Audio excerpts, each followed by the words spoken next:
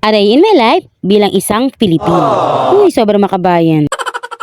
For today's video nga samahan nyo ako pumunta ng Comelec para maging isang botante ulit.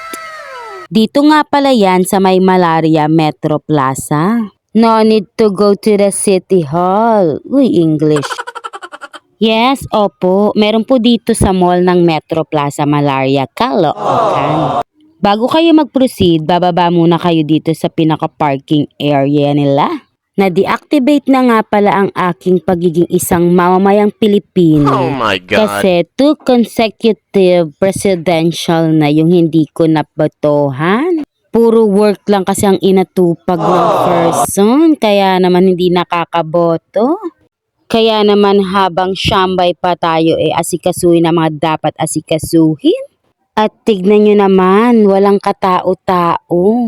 At dito nga sa parking area nandito ang step 1, syempre yung application form. Pag inquire nyo pala dyan, sasabihin na lahat ng mga dapat nyong gawin at kung anong ipapasa nyong sirok na ID. Dito din pala sa step 1, lahat ng katanungan nyo isasagutin nila at i-assist talaga nila kayo. Yung sa akin nga pala marami akong ipapabago. Isinulat na nga ni Sir Comelec kung ano-ano yon. Ayan nga pala yung mga list of IDs or documents na pwede nyong dalhin. Make sure naka-photocopy na yan pagdating para wala na kayong poproblemahin pa. Nag-fill out na nga ako ng mga forms and naka-red check naman na yan kung ano yung mga fill upan ko. Ang gagawin ko nga pala is reactivation since hindi na nga ako nakakaboto. Change status from single to married. Of course, included na dyan yung pagpapalit ng surname. And change address also kasi magpapalipat na ako ng barangay. Nagpalipat na nga ako ng barangay, baka naman maisali na ako sa pagwawalis sa tupad. Ewan ko ba, marunong naman ako magwalis pero hindi ako nakukuha sa tupad. Charis. Yun pala dapat botante ka dun sa barangay na sasalihan mo. Kaya naman, baka naman kagawa, char. Uy, hindi magpaparinig. NBI clearance lang pala at marriage contract yung dala ko. Since yung NBI ko apelyido na ng asawa ko at naka-address na din sa pagtatransferan ko, tinanggap na nila yung NBI clearance and isa din yun sa mga list of requirements or documents na pwede nyong ipasa. Nagsimula nga pala ang voters registration noong Feb 12 and matatapos siya until September 30, 2024. Sa pagkakaalam ko kasi next year is botohan na naman for local. Kaya yung mga magpapa-change status dyan or magpapa-reactivate or magpapa-rehistro, punta na kayo sa mas malapit kasi wala pang katao-tao talaga as in. For sure, dadagsain pa yan sa last full show o yung mga pampinali na. Alam nyo naman ang Pinoy. Seryoso nga ako sa pag-fill up dyan, akala mo naman may grades. Pero ang totoo, English kasi. Sure. Pagtapos ko nga mag-fill out ng form, bumalik ulit ako kay sir para ipa-check kung may mali or may kulang akong na-fill upan. After checking, pinaakyat na nila ako sa 3rd floor. Doon kasi yung pinaka-process ng registration. Kaya naman umakyat na kami ni RR at pumasok sa loob para makatikim ng aircon. Uy, anong lasa?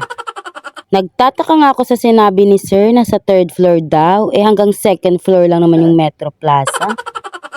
At tignan nyo naman, wala talagang katao-tao. For step 2 na nga ako, so dito yung interview and verification. After nun, of course, proceed to step 3. Dito na nga pala nyo malalaman kung anong present number or bagong present number yung ibibigay sa inyo. After ng present number is step 4 for biometrics.